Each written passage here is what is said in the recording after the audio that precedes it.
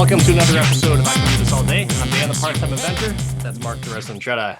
Hello there. Today we're going to talk about a movie that is half of a Farley Brothers, but all of a Cena. Two things that I'm sure all of us are excited about. The Amazon hidden gem, Ricky Stanicky. Maybe. We haven't, I think it'll be pretty clear within like 10 minutes of this podcast if we're going to say that we can do this all day or not. But yeah, Ricky Stanicky. So let's talk about the origin. Only going to be 10 minutes. This movie, let's just see, what your origin was and how did you hear about this movie? I got a text from a guy who said, you need to watch this Ricky Stanicky movie. Who could that be? He may be wearing a Deadpool jersey currently. Yeah. So I heard about this movie just from trying to find movies to review for the podcast because Mark and I have struggled to find decent movies that have been coming out or worth going out to the theaters to go see. And not much has happened. I think how many times have you gone to the movie theaters this year? Like, I think I've only been once. Not that many. No, it's like there was some kind of writer's strike or something. Yeah. You don't think they just have this shit banked up, but no. Like, I mean, we do that stuff. Why can't you do it, Hollywood? Jesus. Maybe because they actually need to pay people. That's one thing we don't do or have to worry about, paying people. Yeah, we haven't found a movie that's like really worth going out to the theaters. And this movie, just by the cast, it seemed like, okay, cool. This could be awesome. I'm a fan of John Cena, and Zac Efron is pretty talented, and I like Andrew Santino as a stand-up comic. So this could be pretty freaking awesome. What do you think about Amazon and movies just being released to Prime directly, like Roadhouse, which is another movie that we reviewed recently? But what are your thoughts on that? I mean, I don't have a problem with it. I mean, there's original content to streaming all the time. And to comment on your why, and just finding something out there, I agree with you. This had to be better than Madam Web. So we picked it. We're going with it. And Amazon creating original content's good. Netflix does it. Apple does it. Everybody does it. I think that the challenge for me sometimes is that Amazon seems to be the only one that has kind of a shifty reputation about things that initially they say are going to go out to the box office, and then miraculously they don't. And I don't know that they take them as a write-off, as a loss or not. There's so much inside baseball right now with taxes and write-offs and stuff like that we haven't been able to see some really potentially terrible movies, like the new Batgirl movie. Like, we're never going to get to see how terrible that might have been or how great it was because they didn't get released. So my thought is they didn't release it to theaters, but at least we get to watch it as opposed to it just getting canned. I mean, we may never have been able to see William H. Macy at his gesturing acting best. But I digress. Dude, he was pulling some world-class air dicking right there. So pretty awesome. The balls, the whole thing. So Ricky Stanicky, the name of the movie, that intro to where the kids are doing the flaming bag of dog shit on someone's porch. Have you ever done that as a kid? I've never done that. My favorite Have you part wanted to? Was, I don't think I was interested in the sourcing. I mean, I think I grew up in the TPing and egg chucking era of Halloween. The flaming dog shit didn't hit for good reason, right? Because you could light somebody's house on fire. Yeah. But I loved the Halloween costumes in that scene. The Austin Powers, the somehow Freddy Krueger, which in no way came out near Austin Powers. So you're saying like timeless. A dog with a boner came out around Austin Powers time? Like it's only notice I didn't mention that one, but it made me feel like it was a Farley Brothers movie when you got the Red Rocket costume. I didn't even realize it was their movie until the very end. Or I'm sorry, at the beginning of the credits. So it was like, I went into this thinking like, this will be entertaining. And then I saw that one of the Farleys did it. And I was like, ooh, this could be good. Yeah. So they do their little prank. Then they write their, Ricky Stanicky on the coat jacket.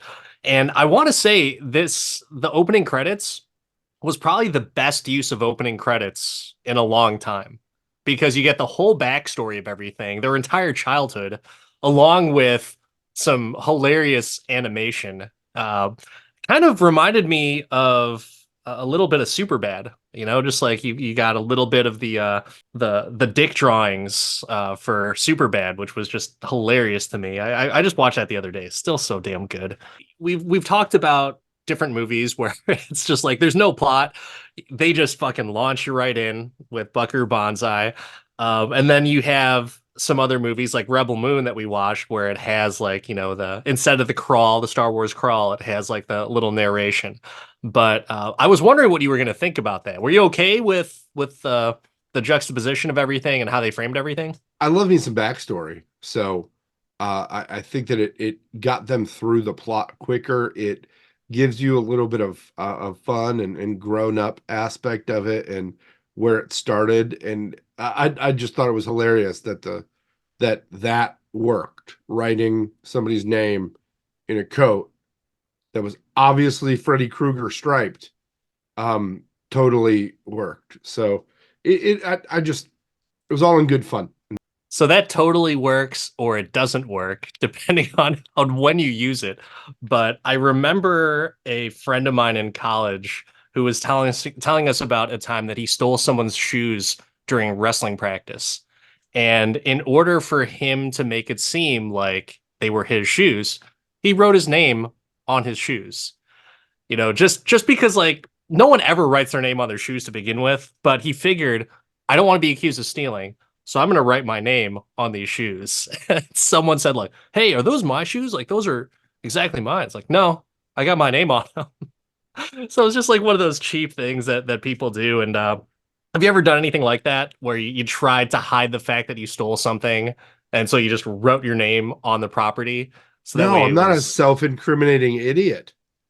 I don't think that that's necessary. You just got to not say anything. You got to keep a straight face. so you must have stole a bunch of stuff then. A bunch I of don't know what you're stuff. talking about. I've never stolen anything in my life. Ricky Stanicky is the made up friend. Have you ever had a friend like Ricky Stanicky? Not made up, but like he was always the one to blame for everything. I feel so terrible. I don't remember his name, but throughout my youth, there was one kid that always started problems. So yeah, Was he a I've had friend that though? enough to where he was constantly around. Yeah. I hesitate to talk about it because like as adults, and here's the Mark Downer moment, like you can put a thing. It's like Wah the wah. kid struggled with such a bad home life. Ricky Stanicky did not. No bad home life for Ricky Stanicky, except in his mind, but or in the Bible. But it was the kid that just is acting out because they're acting out, just always in the middle of something, trying to be a little extra. Did you have an extra friend? I did. I think we all had extra friends, right? But there's one in particular that really reminded me of Ricky Stanicky throughout the journey of everything. So we had my core group of high school friends. Uh, as time goes on, usually you weave some people in, you weave some people out. They hang out with you for a little while. This person happened to hang out because I believe he went to a dance or something with one of our friends. And so he started to become like a regular of like hanging out. The regulars of us were just like, yeah, he's a nice guy. I don't know if sometimes he gets on our nerves or he gets a little too comfortable with everything. And you're not in that tight group. Like keep in mind, like my group of friends, like we knew each other from junior high and going into high school, going into college and everything.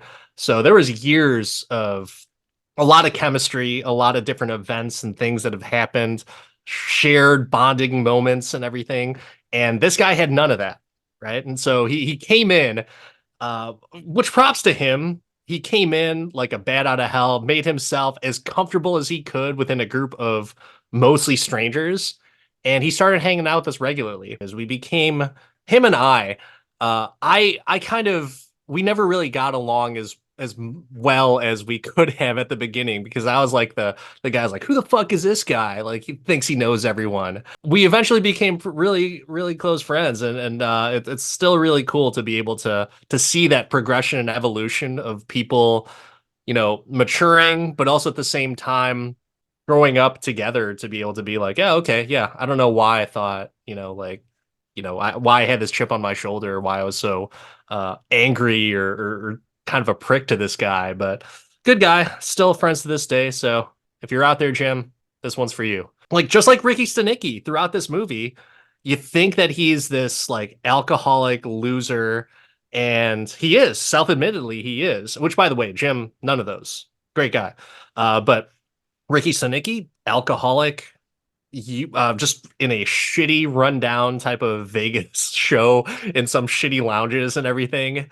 And then he becomes like, he lives up to the part that he's hired to do. This fucking great guy into a lot of charitable work and everything. And then he turns out to be this freaking awesome dude and everyone likes him. So yeah, it's kind of a cool evolution of that. Did you find that believable for the character? We'll get to Cena in a second, but just the character itself and the premise of it. What were your thoughts on that? I did not try and overanalyze the we lied about this person, so now he's a real person thing. I was just here for the hijink. It's sold and set up well enough. Some of the areas were a bit of a stretch, but I think that, with an Owen Wilson impression like that, how could you not fool everybody? Back to the director. So you got Peter Farrelly doing this movie. I said that I pretty much like a majority of the stuff that they do. Are you a Farrelly Brothers fan, or even just one of the I'm from Farrellys? way back, dude. There's something about Mary is timeless for me. Okay. That movie is one of the, I would say, top five funniest movies of the '90s, and it's Oh, I thought you so were about to say of all underrated. time. I was like, No, whoa, bold. I feel like it's tight enough to be in like a top 10 discussion. There's some things that some movies that they did that I don't love, but I mean, there's always going to be some things you don't love. I've also not seen things like Little Hank. I haven't seen The Greatest Beer Run Ever, another Zac Efron vehicle that was directed. I think that they lost me at movie 43. I went to theaters to go see that movie. Oh, I'm sorry you did that. It They was also the new Three Stooges was kind of lame as well. But oh, I I mean, like that one. That for was a good. minute, like Dumb and Dumber, Kingpin, There's Something About Mary. I was one of the people that liked Me, Myself, and Irene, Shallow Hal, and then Fever Pitch. The Heartbreak Kid also hugely underrated. Yeah, that my wife and I watched that a few months ago. She thought it was pretty hilarious. My favorite of the Fairley brothers just has to go back to Dumb and Dumber. But if I go for a close second, it should be There's Something About Mary, but Something About Hall Pass was fucking phenomenal to me. Mm. That movie was so damn funny. You got Jason Sudeikis, you got Owen Wilson, JB Smoove is in there. So many funny little quips and circumstances of everything. I just love that movie. What did you think about that one? I haven't seen it. Never? Oh my No, God. I've never watched it all the way through. I've seen like clips and stuff. It's never been a movie that I've picked up. Wow. Wow. Okay. Well, that's like my number two for them. I do like a majority of their movies. Heartbreak Kid was hilarious as well, but yeah, Hall Pass is up there. I Okay. quoted that movie quite a bit in the 2010s, if you will. I mean, I So still quote Dumb and Dumber. The Samsonite yeah, quote is forever. So there's I just did definitely that the some. other week. Oh God. It's all the time. That was Big way off. gulps. Big gulps is another one. Hmm. Holy shit. I don't think anyone ever gets that reference though. Like Gonna cut my anytime head I'm off at a our parrot. 7-Eleven, I always just think like big gulps, huh? All right. See you later. I want to hear your version of the plot. Kids lie a lot. Find a liar to play him. Play the owner of said lies. Lie gets exposed. Nobody's hurt. Victimless crime, right? Victimless Victimless crime. crime. Um, Hilarity ensues. Yeah, and I'm good with that synopsis right there because that's exactly what it is. I think the if you want to have like the feel good story of it is the friends that hire Rod to save them. He's actually the friends actually save Rod, so it's Oh, kind of that feel good thing. Christmas episode of Ted Lasso is the most recent thing I've seen. It's like mom says we saved her, but I think she saved us. Is that I where you're going with this? The classic oh, trope? honestly, I'm just going with the Farrelly brothers trope because that's every single movie that they have. They have like a feel good moment in every story, There is a or in every redemption. movie. Yeah. There is a redemption, except when there's something about Mary where they all come out of the woodwork at the end. The guy with the guy with the crutches is really the pizza delivery guy. Yeah. I love her, man. It's And so then good. and oh, what's his name? The guy with the boils that's actually Oh, the sneaky yeah. best friend the whole time. Wookie. Who's Wookie. Woogie? Oh, Yeah. Wookie. Oh Beans, Franks God. and beans. I love it. Yeah. But that's the feel good moment where he takes the headphones off of Warren's ear, like, I'll see you later, Warren. He's like, bye, Ted. And that's the feel good moment because he never let anyone touch his ears. So it was really cool to see Ted do that. And just like this movie here, where Rock Hard Rod, John Cena, is this fucking loser that plays in Uh, a the shitty most Vegas lounge. legendary X-rated Weird Al ever. Hilarious. I Committed. love the fact that they did that. Committed. Oh God. I wish that they just had like hours upon hours of outtakes of him doing that stuff because it's so damn good. And John Cena, holy shit, that guy right there, Peacemaker, uh, hilarious in Peacemaker. He was hilarious in this. I mean, go if you go down his list of movies, he's pretty fucking good in everything. He's entertaining. I don't think there's ever a John Cena movie that I've seen that wasn't entertaining, with the exception of The Marine. So even that was semi-entertaining, but it was a bad movie. So I have to ask you, he seems to keep taking things that are not rising success vehicles. This movie was not taking him places, right? Where you know, where The Rock always had something where it elevated him and he'd jump up in action and budget and size. It seems like Cena's just kind of taking it all. Is he turning into a modern day Nicolas Cage? I He don't doesn't know care if if he's got to it's dress up as Britney Spears and jump out a window. I think he just has a good sense of humor and he knows that with his range of acting ability or lack thereof, depending on who you're talking to, I think he just knows that life is short and he's able to entertain people in whatever facet. And if something is put, I think he had a conversation with this in an interview. Like sometimes his agents or his management team would be like, yeah, this might be good for you. This is like right up your alley where it's very typical of him. And he likes to do the atypical stuff where he can kind of explore some of his different acting ranges and just kind of experiment with himself. So I'm good with that, man. Like the dude is, I think he's 40 something, close to 50, if I'm not mistaken. But the guy is had such a long career in WWE and he has had some acting stuff before that now he has his own little renaissance that's happening to where it's like, okay, he's getting a little old for wrestling. He still does it every now and then, but the fact that he can entertain, and that's exactly what he wanted to do was entertain. He's evolved as an individual, went from athlete to power lifter to bodybuilder to WWE star to actor.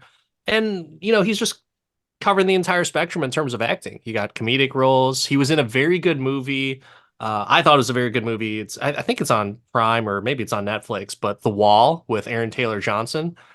He plays a sniper. That was a really good movie, and he was basically sitting still for like 2 hours. And I thought it was a really great movie. But yeah, I don't know, man. I think I don't know if he's a Nicolas Cage. You've got to remember that Nicolas Cage at first we thought was artistic and deep and He's dead amazing. serious though. But then then it escalated, right? And it went a little off the rails. Is Cena is he headed that way? Who knows? He's still very young in his Hollywood career, that's for sure. And if he still gets if he keeps on getting roles, like I think for him, he realizes the fact that he doesn't have acting chops. He's very versatile in terms of entertainment and the things that he can do in terms of impersonation. But I don't know if he would even say he's a great actor. But I think for him, it's the fun of everything to where it's like he knows he's not going to be a leading guy like The Rock, to where The Rock really jockeyed his position for years in order to be at the position where he's at today. Cena, I don't see him being that like uber alpha male trying to do that. He's just happy with what he gets. And if he can entertain some people, make some money, and not get his ass kicked on a daily basis in the WWE, I think that's a win. That's a good career transition. Because you brought this up earlier about things going directly to streaming when they're feature length films. Is this the straight to video? Like, would this movie in 1998 be released, or would this be a straight to video movie?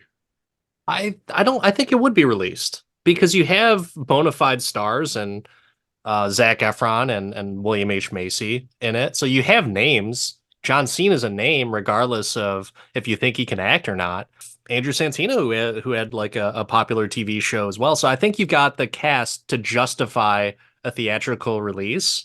So, I mean, I'll be honest with you. If this came out in movie theaters or re-released in theaters, I'd go see it just to see everyone else laugh at the same exact parts that I laughed at. What do you think? Do you think it would be a release or straight to video? I don't know.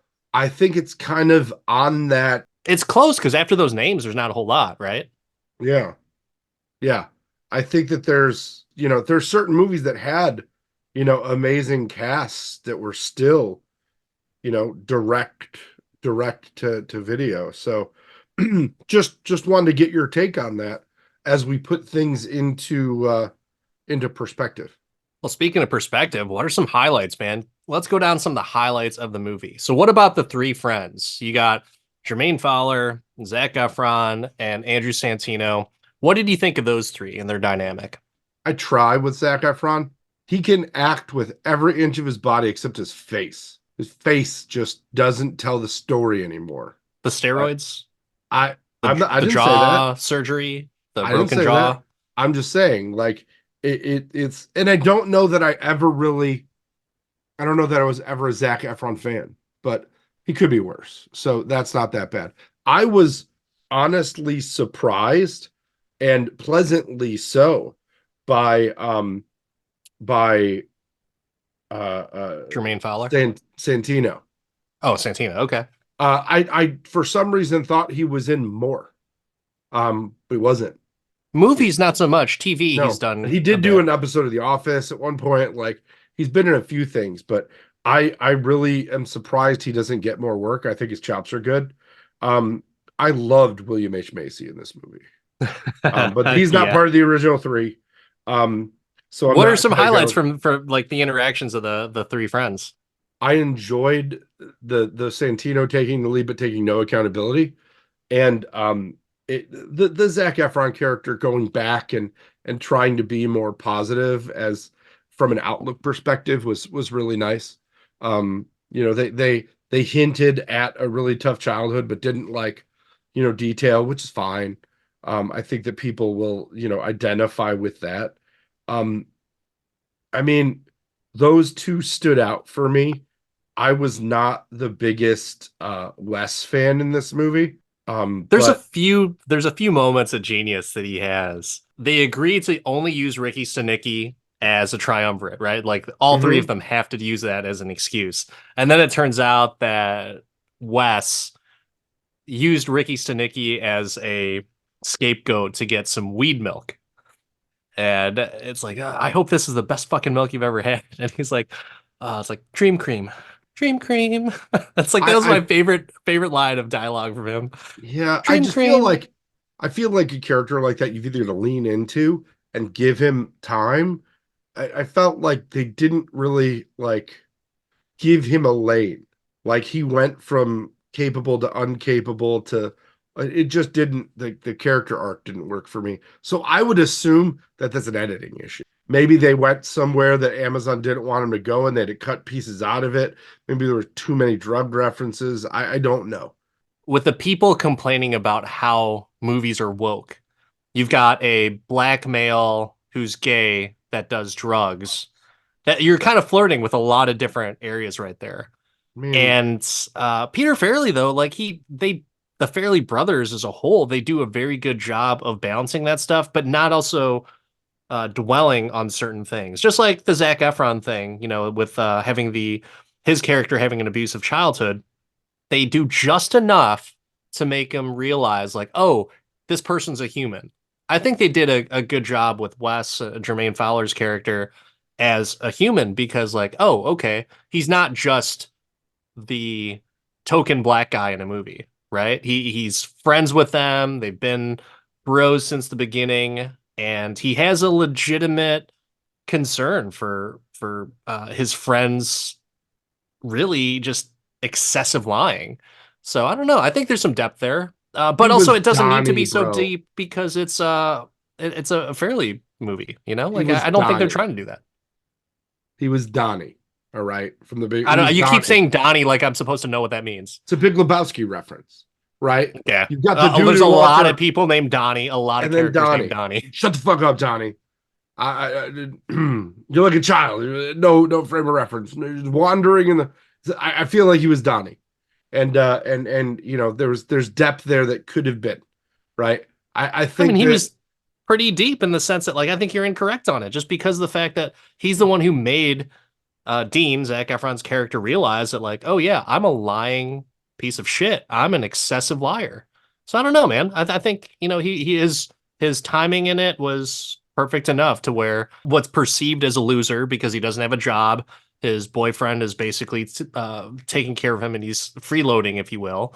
But he's there for his friends. They all have a good time. He doesn't want to lie, but he kind of is a good friend to Dean and says, like, hey man, here's the deal. I know you had a bad childhood, but you don't need to lie. Your wife isn't going to hurt you. So I don't know. I like that. It was just enough for me. I don't think he was a Donnie. Donnie and the Big Lebowski is just like a fucking idiot repeater, right? That's what he is. I don't think. I think that's a far stretch to say that Wes is even close to that. agree to disagree. So I want to talk about Cena, but there's something way more important, and that is the brilliance of William H. Macy. I want to skip Cena for a minute and just, I love a movie where there's a little bit of William H. Macy and it just like he's normally in things that are a lot more serious, right? But man, I just loved that it was William H. Macy and loved that his character was like both serious and ridiculous all at the same time. I don't know what my favorite William H. Macy scene was, whether it was the boardroom where he's like trying to take Cena seriously and just like is so influenceable, or if it's the air dicking part and his reaction to it. Like, you knew and you didn't tell me? I can't believe you. But it definitely was the thing that got me to watch the movie. Oh, I didn't even Because realize it it's was in the preview. childish. And I miss childish movies like this. Yeah, I think that's what the Farrelly brothers, and I keep on saying Farrelly brothers, but it's just Peter Farrelly that did this movie. They do it so well, right? And it makes you, maybe it's just because we were born in that era and that's what we came to enjoy and what really shaped our sense of humor. But yeah, I mean, the fact that William H. Macy could take the piss out of himself and just, really view this as a vehicle of, like, I'm gonna be that guy that can be made fun of so much, but I'm gonna play it serious. And he did. It was really, really good. And I love his little nuances of, like, how flustered he gets when he first meets Ricky. And that's just like real life, man. Like, you get fucking flustered sometimes when you meet someone who's just full of piss and vinegar and everything comes up aces for them, and you look like a piece of shit. And so I love the fact that he's threatened by this guy that just walks into a party, like the boss of Where were they at? Were they at at first it was a supposed to be a baby shower, but they're at Mhm. a bris, right? Well, no, the baby shower happened. They left it to go to Vegas. The Right. party where the boss came was the bris Yeah. with another underrated cast member who was so cringy, it was hilarious. I think you know who I'm talking about. I don't because I don't know. Who The is it? roast master general, man. Jeff Oh, okay, Ross. okay. You know what? He is funny in this. I'm not a big Jeff Ross fan. I find him funny, but I'm not like I'm gonna go see it because of Jeff Oh, Ross. absolutely not. He would never be allowed to headline a movie. But when you just give him an opportunity to do a quick set of bad jokes, it just it elevates the terrible hilarity of a movie. The funny thing is about like going back to William H. Macy, like who the fuck has the nerve and balls to be that much of a force at a bris? You know what I mean? Like, why are you even calling this fucking guy out? You're just there as a bystander. Like, shut your mouth. You're just the boss of the people who are having the bris. So just relax. Just sit back in the cut. You don't have to do anything. Summer Hayes. And what a perfect name for his character, too. Summer Hayes just sounds like a stuck up prick that you just want to make fun of and beat up. Yeah. He also has a I giant yacht and a Nantucket home. So don't beat up Summer Hayes. He will end yeah. you. Yeah, he's got connections. He's got connections, and he's just looking for the tax write-offs. The tax incentives are wonderful. But all right, Just so let let's go to the person that we can't see, but we thought I'm assuming that we thought this performance was really good. But John Cena as Rock Hard Rod, aka Ricky Stanicky, fucking fantastic. Oh my God, so funny every fucking scene. He does like some little nuance or like sometimes it's like a awesome piece of dialogue in there, but he just steals every scene that he's in. This was a perfect vehicle for him to be able to do because of the fact that like he can't carry a movie by himself. He has to have some other actors to kind of, bounce off of so he can kind of pick and choose his spots. But even then, that's the writing, the comedic writing is fantastic, but it's his commitment to it, right? The fact that he is an X-rated what like I don't know, what would you call it? Like an X-rated Elvis, essentially? Weird Al. That's what he is. Weird Al, Weird Al. that's what it was. Yeah. So fucking funny. I love the crazy thing about this is I don't know if that character was written the same way because originally this movie was supposed to be made in like 2011. And do you know Who who's was supposed attached? to play him? So there's two big names. James Franco, which I could see as that. Yeah, absolutely, because if you've ever seen that movie with him and Bryan Cranston, he plays that role perfectly. I'm not a big James Franco fan, but I know that he could have played the role as James Franco could. Not the way that John Cena could, but the way that James Franco did. I And would not then have watched this if it was James Franco. I don't like any of James Franco's stuff, really. Nothing. James So Franco. Mm-mm. I should take that back. I do like movies that he's in, but it's not because of him. It's because of other people. So like this is Yeah. the end. Fantastic because there's so many This is other the comedic end. geniuses I'm in it. just glad when Franco gets killed in it. Then I did like the one with Bryan Cranston. I can't. It was like son-in-law, not son-in-law. That was a Pauly Shore movie, but where he's getting married Yeah, to his I know what you're daughter. talking about. And then the interview was good. The interview was funny. He was a name that was attached, and Jim Carrey was another name that was attached, and Steve Odenkirk was supposed to be directing.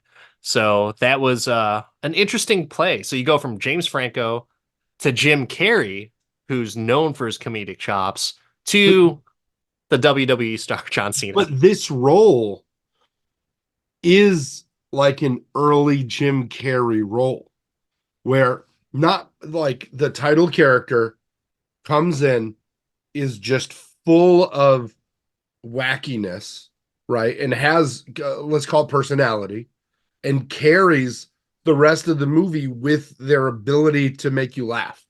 Right? There's not when you think of who else could have played this role, that you would have wanted to go see. I I was thinking back to like a Jim Carrey, right? As you were talking about who was attached, because I'm like, man, we went through an era where there really isn't like those actors anymore. There used to be those guys, and there'd be a Jim Carrey movie. There'd be I don't know why I can't think about this right now, but like Ben Stiller used to be able to hold a movie. You know, the only person I can think of, Adam Sandler used to carry his own movie as a goofy character. Would not have seen the Sandman in this.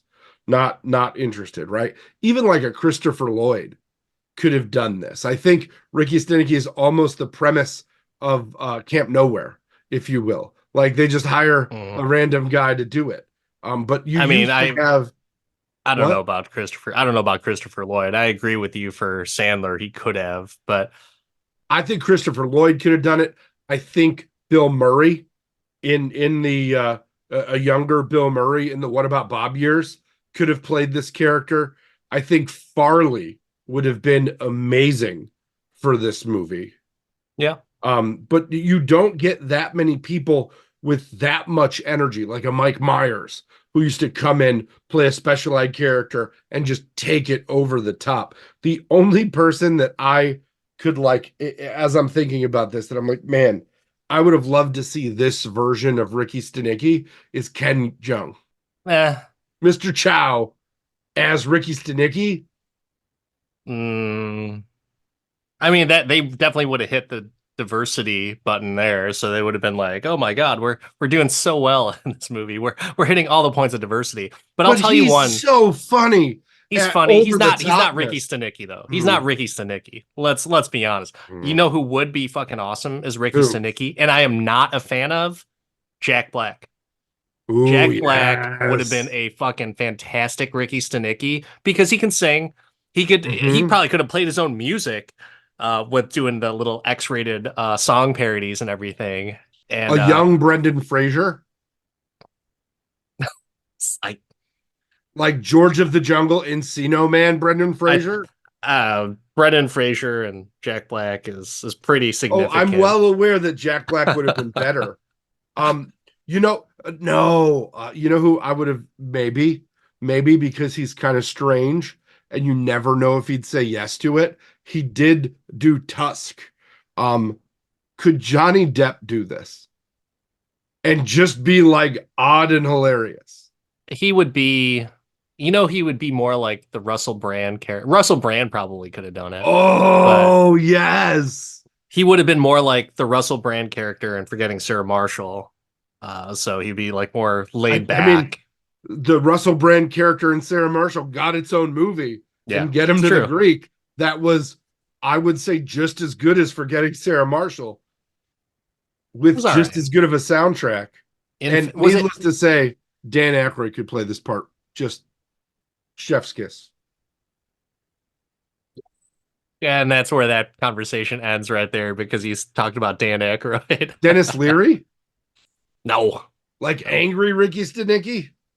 like 1997 Mm, Ricky Stanicky, and if all of his yeah. friends were like, like I don't know, Crispin Glover, like Crispin Glover three times, then that could have worked. But Eddie Murphy used to be yeah, just as no. big as Jim Carrey in the comedy movies. Like seriously though, like with the exception of Jack, I think Jack Black would be the front runner in it. But you know who could have done this too? And he played a very similar character to it, where he could kind of change up the personas and the modes, is The Rock. The Rock totally could have done Ricky Stanicky. You think so? Because yeah, I mean it would have been not as good as Cena, not as good as Jack Black, but he probably could have done it. See, he just has that charisma. I got You know, one more that I need to okay, put in front of you, and I need to take you back to the early 80s for this. In early 80s, Ricky Stanicky with the three best friends being like James Spader and like it's like those no characters. no Rob being Lowe, James Spader. like a Rick Moranis, like like a I don't even want to say Travolta. Either way, but Ricky Stanicky, I think that Steve Martin would have absolutely Yeah, brought the energy and the charisma to it. He could sing, he could act. He's just, Martin agreed. Short would have put on a really cool outfit to do it, like a fat suit or something. You know who? I can't believe we didn't say this before, but I think Chris Evans could also play Ricky Stanicky. I mean, after his performance in Scott uh Pilgrim. yes, after a Scott Pilgrim performance, I would agree. Yeah, I would agree Chris that there's Evans. versatility in those cable knit sweaters. For the record, we'll cast Chris Evans in just about any role. Yes. So Yes. But his like the funny nuances about John Cena's Ricky Stanicky though is that he's this big roided self-admitted roided out freak, right? And he's just this big sissy that can't fight.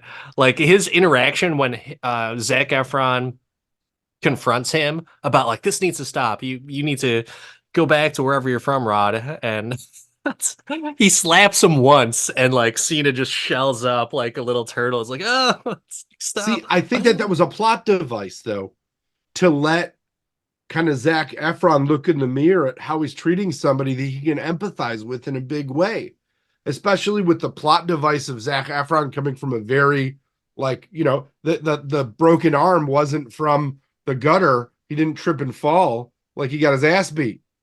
So Yeah, he and Ricky could like connect on that level. And that was the first turn in Zac Efron's character to a more inward look at who he's become and how he's acting. So I actually, that was the one part where I saw Zac Efron actually use acting chops. I think for him though, like his character, he was so selfish and self-absorbed that he didn't realize that he could have made that connection with Ricky's character.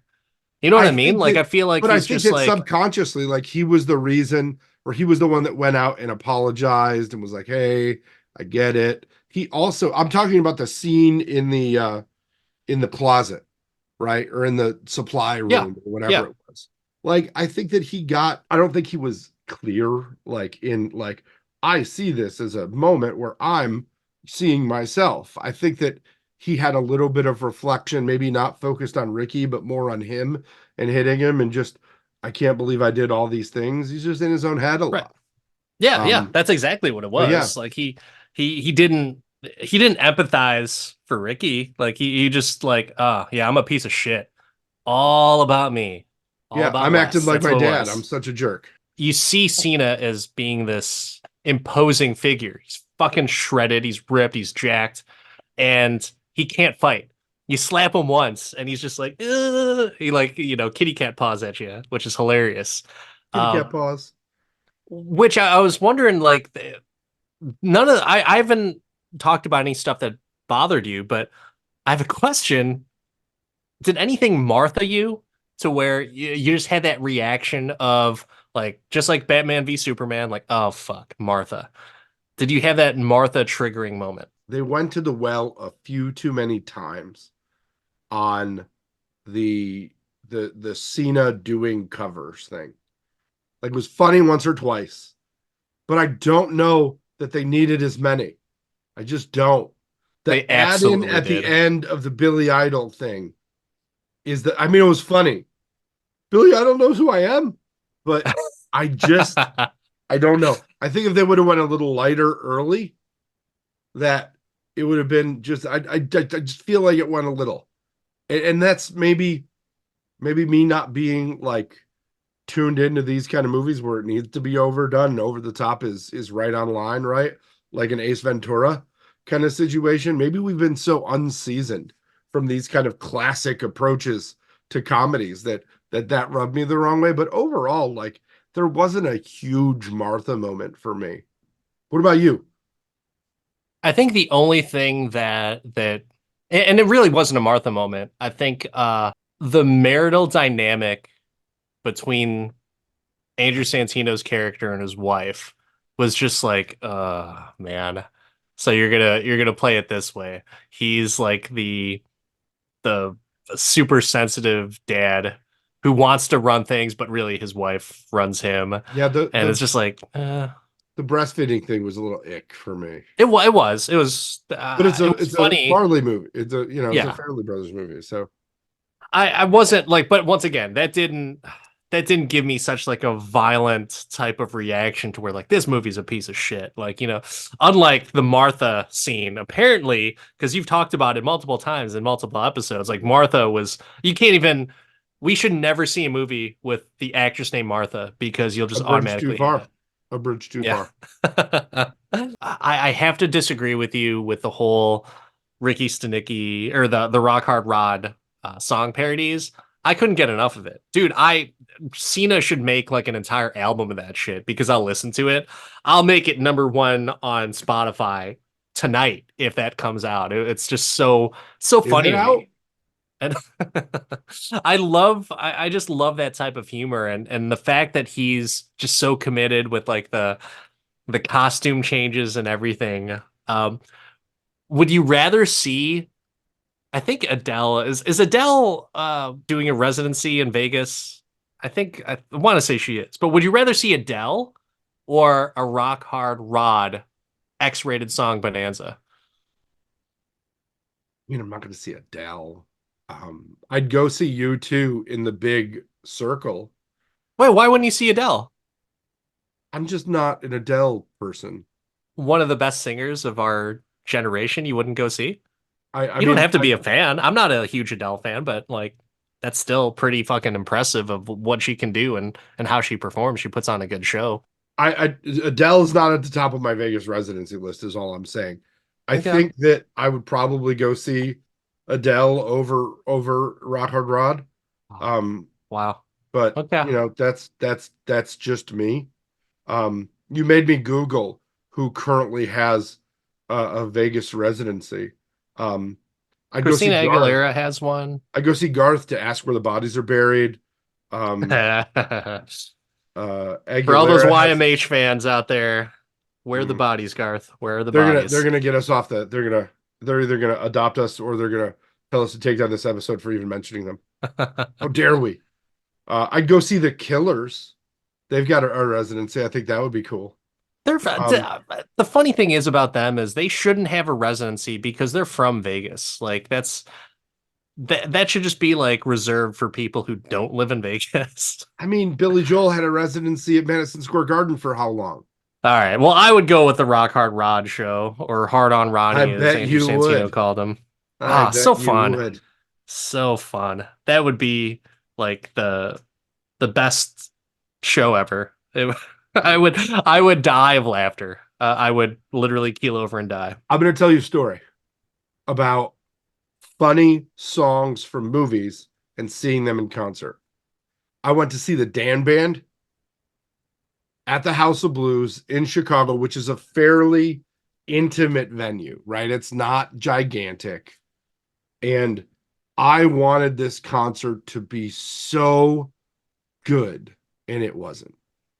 Because you heard all the funny stuff before, right? No, because they didn't play it like they just decided that they were going to go potpourri with what they accented and how they played it and do it in more of a serious or it was just not it wasn't their vibe. It wasn't a good night for them. I don't know what, but it just wasn't.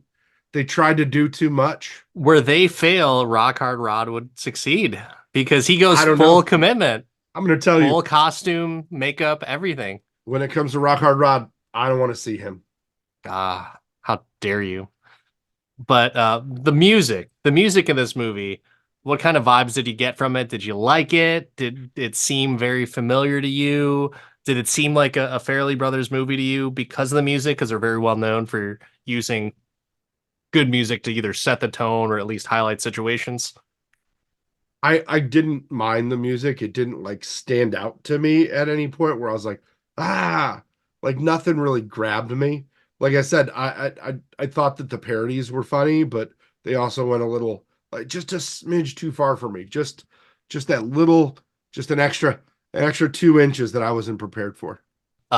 You know what this movie reminded me of in terms of music? It reminded me of Harold and Kumar, the first one, Harold and Kumar Go to White Castle, just because there's songs that are placed in certain areas where you're just like you're having a good time with the movie and you're feeling good with everything. You're not, the songs aren't overshadowing the performances or what's going on. It's just adding to the whole dynamic. And the Fairleys do that very well. Dumb and Dumber, which I bought that soundtrack, and there's something about Mary. Like a majority of those movies have good songs that set the tone and set the Mhm. mood. I want to set the mood right now, if you don't mind. There's one thing I definitely need to show, and I just can't help it. Rock Hard Rod doing his thing, and let's just appreciate it.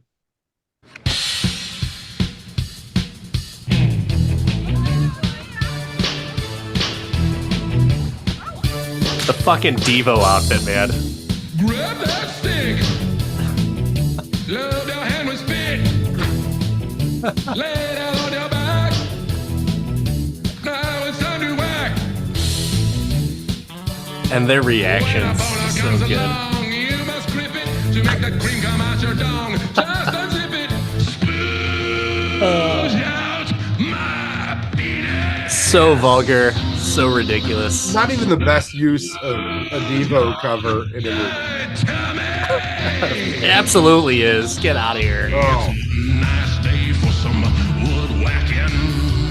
He's got some pretty good impressions, man. It's a nice day to tears again.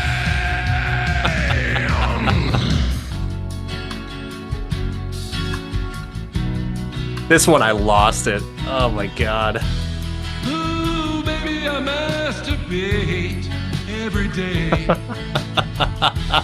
That's fucking Santa in the front row just shaking his head, just so disappointed with where he's at in his life. yeah. Wanna be money night and day.